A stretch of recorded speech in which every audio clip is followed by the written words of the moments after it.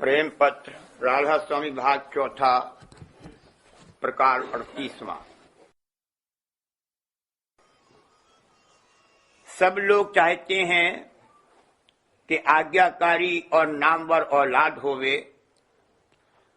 और ऐसा उपकारी काम बन आवे कि जिससे उनकी यादगारी दुनिया में रहे, मगर ये बड़ी दुर्लभ बात है। पर जिस किसी ने सच्चा परमार्थ कमाया तो बगैर उसकी ख्वाहिश के बेशुमार सेवक उसके चरण में आवेंगे कि जो दिलो जान से आज्ञा में बरतेंगे और उसके नाम और उपदेश की शोहरत जगह जगह करेंगे, और यह सिलसिला उसकी यादगार का देश देश में हजारों बरस तक जारी रहेगा। इस दुनिया में सब लोगों के मन में ऐसी चाह भरी रहती है कि उनके आज्ञाकारी और नामवर औलाद पैदा होवे और उसका सिलसिला बराबर जारी रहे, और तरह तरह के काम करना चाहते हैं कि जो बतौर उनकी यादगार के दुनिया में कायम रहें। इस ख्वाहिश के पूरा करने के वास्ते अनेक तरह के जतन और मेहनत लोग करते हैं, और फिर भी उनका मतलब पूरा पूरा हासिल नहीं होता। और बहुत कम ऐसे लोग हैं कि जिनकी औलाद का सिलसिला या कोई खास यादगार बहुत अरसे तक जारी और कायम रहे। लेकिन जो कोई सच्चे मन से मालिक के चरणों में भक्ति करे और दुनिया के भोगों और नामवरी की चाह छोड़कर अपना तन मन धन जिस कदर मुमकिन होवे मालिक की सेवा में लगावे, तो उसको सिवाय बख्शिश करने परम पद के मालिक मेहरबान होकर दुनिया में भी भारी नामवरी और बड़ाई देता है, और जो दिन दिन बढ़ती रहती है। परमार्थ की कार्रवाई में पहले प्रसन्नता सद्गुरु और मालिक की हासिल होनी चाहिए, तब कुछ दात और बख्शिश मिलेगी, और ये प्रसन्नता सत्संग और सेवा और अंतर्मुख अभ्यास से आहिस्ते आहिस्ते हासिल होगी।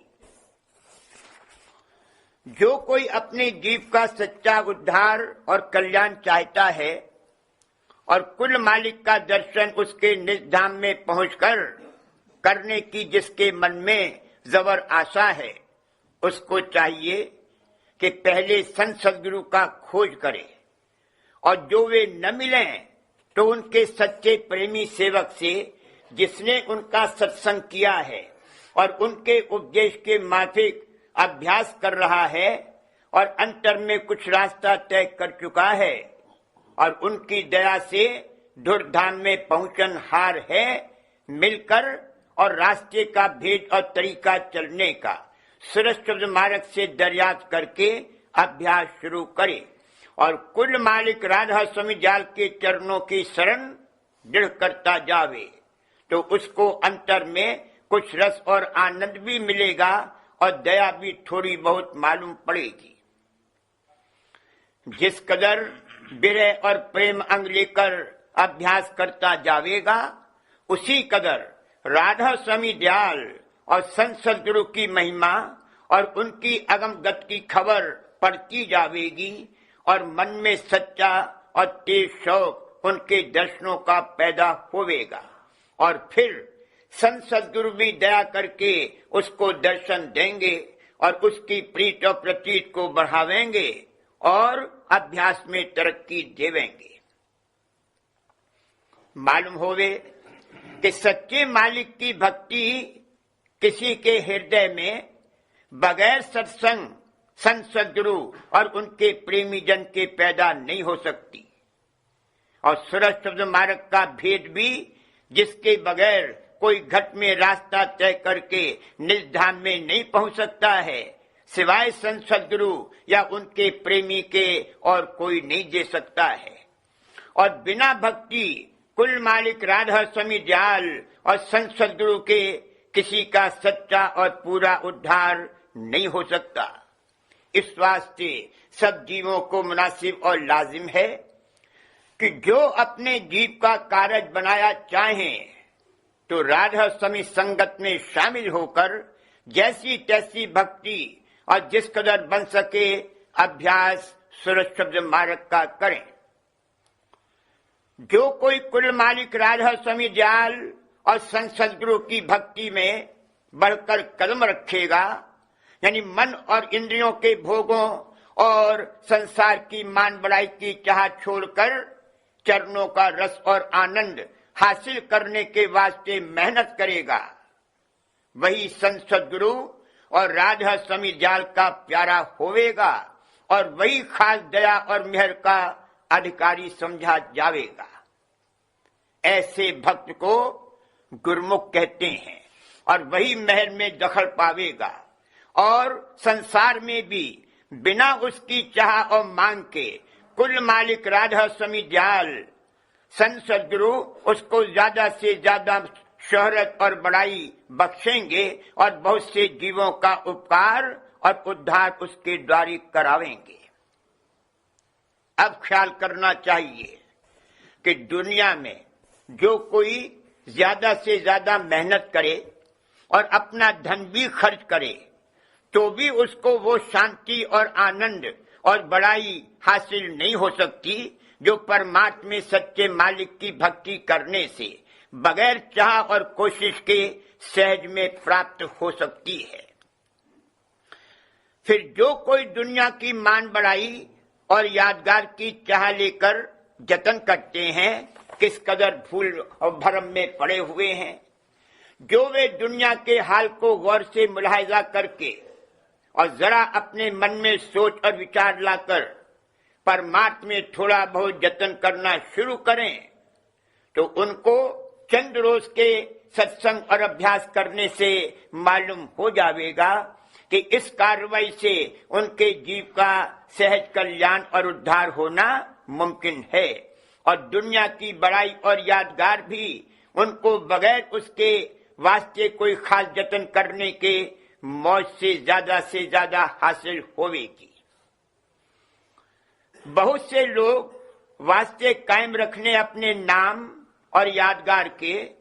किताब या मकान या मंदिर और मस्जिद और गिरजा और कुएं बावड़ी और तालाब और बाग और मुसाफिर खाना और अजायब खाना और दवाई खाना और मदरसा और पाठशाला और पुल और नहरें और धर्मशाला बनाते हैं और खैरात खाना और सदा व्रत जारी करते हैं। ये सब काम उपकार के हैं, ये सब काम पर उपकार के हैं, यानी इनसे जीवों को सालह साल फायदा और फैज और आराम पहुंचता है। लेकिन जो फायदा की परमार्थी उपकार से हासिल होता वो बहुत भारी है, यानी उससे जीवों की 84 और जन्मान जन्म के दुखों से हमेशा का बचाव हो जाता है और महासुख और परम आनंद के स्थान में विश्राम पाकर हमेशा की खुशी हासिल होती है। परमार्थी उपकार का फायदा और फैज बेशुमार जीवों को बहुत से देशों में पहुंच सकता है और उपकार करने वाले के वचन और वाणी और उपदेश और हिदायतें भारी यादगार हैं कि वो हजारों वर्षों तक देशांतर में जारी रहती हैं और उपकारकर्ता के नाम को हमेशा भाव और प्यार और अदब के साथ जिंदा रखती हैं। परमार्थी उपकार के संग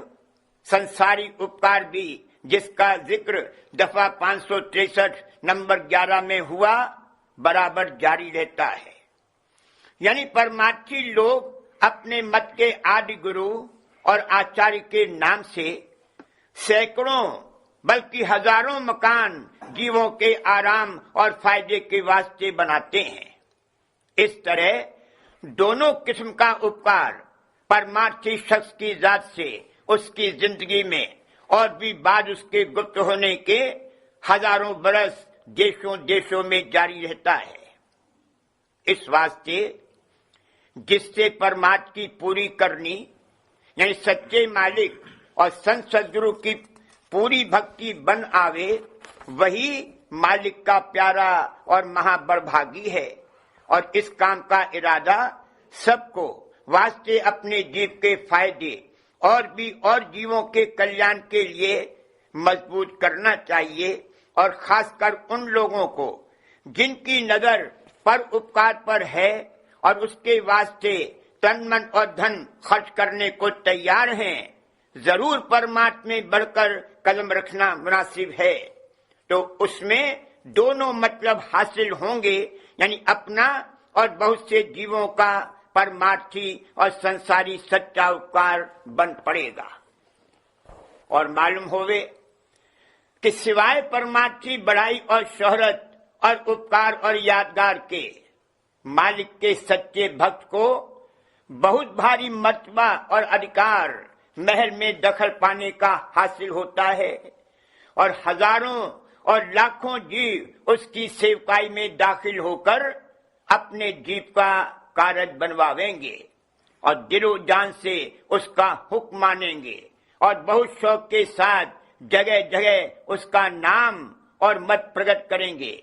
और ये सिलसिला देशों में बराबर हजारों बरस तक जारी रहेगा और दिन दिन बढ़ता और फैलता जाएगा। अब ख्याल करो कि दुनिया की औलाद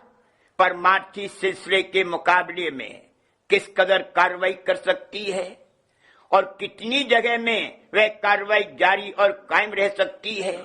और इसी तरह संसारी परोपकार के काम थोड़ी जगह में और थोड़े जीवों को कुछ अरसे तक फायदा पहुंचा सकते हैं, मगर परमार्थी सेवकों और परमार्थी कामों की बराबरी 1000वें हिस्से में भी नहीं कर सकते हैं।